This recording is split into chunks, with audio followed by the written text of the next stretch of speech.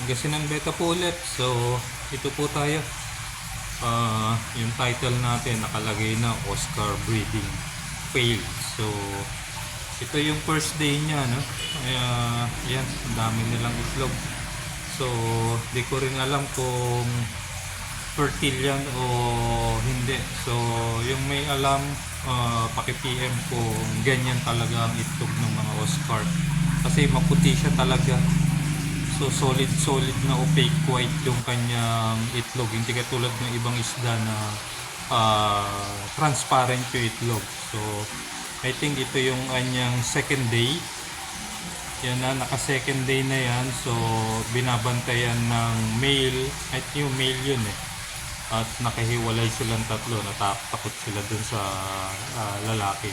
I think lalaki yung nagbabantay dun sa egg niya. So, yan, hopefully, sabi ko nga, mabuo. So, pinabayaan ko lang. But, unfortunately, no, yung third day niya, wala pa yung third day niya.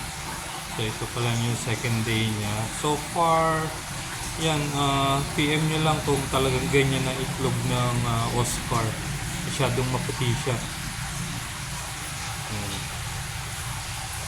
So, tinry ko talagang hindi siya tanggalin sa kanila.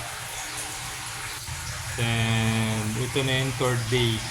Yung third day, ayan po, malinis na ulit yung kanilang yung pinag-itlogan. So, ibig sabihin, kinain nila yung kanilang itlog. Kaya po failed na naman yung ating breeding.